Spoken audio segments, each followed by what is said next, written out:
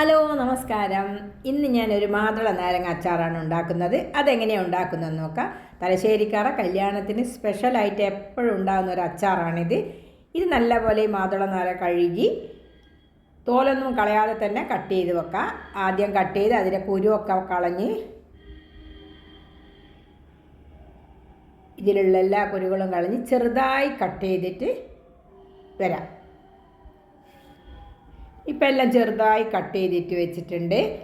ഇനി ഇതിലേക്ക് ഒരു 1.5 ടീസ്പൂണോളം ഉപ്പ് ഇടുന്നുണ്ട്. ആവശ്യത്തിനുള്ള ഉപ്പ് ഇടുക. ഞാനിപ്പോൾ 1.5 ടീസ്പൂണോളം ഇടുന്നുണ്ട്. ഇനി അതിലേക്ക് കുറച്ച് വിനാഗിരി ഒഴിക്കുന്നുണ്ട്.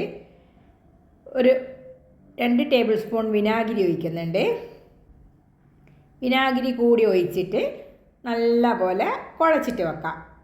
ഇത് കുട്ടികൾക്കെല്ലാം ഭയങ്കര ഇഷ്ടമുള്ള ഒരു അച്ചാറാണ്. എൻ്റെ അമ്മമ്മയുടെ റെസിപ്പിയാണിത്.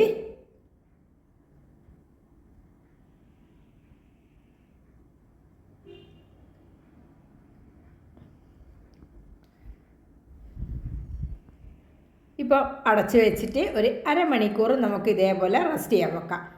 അരമണിക്കൂർ മതി. അതിനൊരു ഉപ്പും പുളിപ്പും ഒക്കെ പിടിച്ചു കഴിഞ്ഞാൽ കയ്പ്പ് അങ്ങനെ ഉണ്ടാവില്ല. ചില ആൾക്കാർ പറയുന്നുണ്ട് കയ്ക്കുമെന്ന്, പക്ഷേ ഇങ്ങനെ ആക്കി വെച്ചാൽ കയ്ക്കൂല.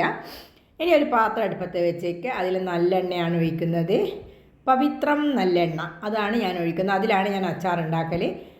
അതൊരു 2-3 ടേബിൾ സ്പൂണോളം ഒഴിച്ച് അതിലേക്ക് കുറച്ചൊരു 1.5 ടീസ്പൂണോളം കടുക് ഇടുന്നുണ്ട്. കടുക് പൊട്ടുമ്പം ഒരു 2-3 വറ്റൽ മുളക് ഇടുന്നുണ്ട്. ഇപ്പം കടുവെല്ലാം പൊട്ടിയിട്ടുണ്ട്.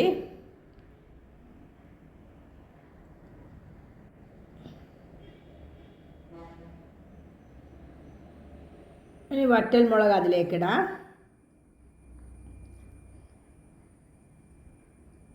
ഇപ്പം വറ്റൽ മുളക് നല്ലപോലെ മൂത്തിരിക്കുന്നു. ഇനി അതിലേക്ക് ഒരു കപ്പിൽ ഞാൻ വെളുത്തുള്ളി ഇഷ്ടമുള്ള അത്ര എടുക്കാം. ഞാനൊരു കപ്പ് വെളുത്തുള്ളി എടുത്തിട്ടുണ്ട്. അത് കട്ട് ചെയ്തിട്ടൊന്നുമില്ല, അതേപടി ഇട്ടിട്ടുണ്ട്.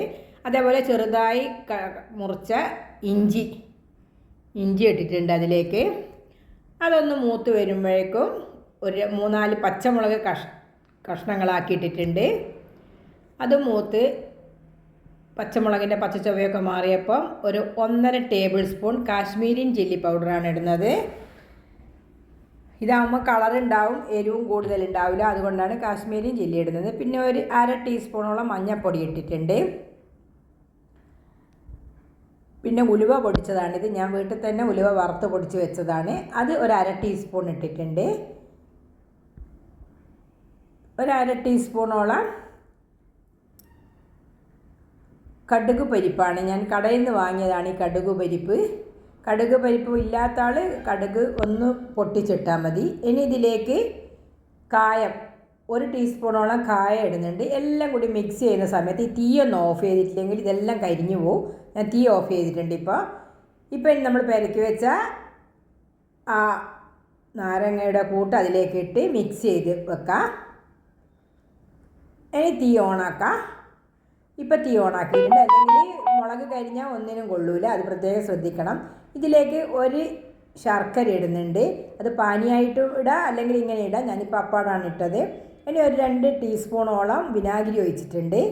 അല്ലെങ്കിൽ ഇത് കുറച്ച് കാലം കഴിയുമ്പോൾ കേട് വരും. ഇപ്പോൾ ഉപ്പ് നേരത്തെ നമ്മൾ അതിലിട്ടുകൊണ്ട് കുറച്ച് ഉപ്പ് കുറവുണ്ട്. അതിനൊരു 1.5 ടീസ്പൂണോളം ഉപ്പിട്ടിട്ടുണ്ട്. ഇനി നല്ലപോലെ മിക്സ് ചെയ്ത് കഴിഞ്ഞാൽ അച്ചാർ റെഡി. എല്ലാവർക്കും പെട്ടെന്ന് ഉണ്ടാക്കുമ്പോൾ നല്ല ടേസ്റ്റും കയ്പും ഒന്നുമില്ലാത്ത, പുളിപ്പും ലേശം മധുരവും ലേശം കയ്പും എല്ലാം കൂടി മിക്സ് ചെയ്തിട്ടുള്ളൊരു അച്ചാറാണിത്. എല്ലാവരും ഒന്ന് ഉണ്ടാക്കി നോക്കണം, അഭിപ്രായം അറിയിക്കണം. പ്ലീസ് ഒന്ന് സപ്പോർട്ട് ചെയ്യണേ.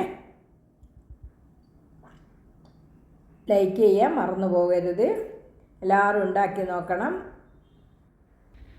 ചോറിൻ്റെ കൂടെയോ എന്തിൻ്റെ കൂടെ കഴിക്കാനും നല്ല ടേസ്റ്റാണ്. വെള്ളം വേണം തോന്നുന്നൊക്കെ കുറച്ച് പുളീൻ്റെ വെള്ളം ഒഴിക്കുക, അല്ലെങ്കിൽ വിനാഗിരി കൂടുതൽ ഒഴിക്കുക. ഇപ്പം ഞാൻ പുളീൻ്റെ വെള്ളമൊന്നും ഒഴിച്ചിട്ടില്ല. എന്നാൽ ഓക്കേ, താങ്ക് യു.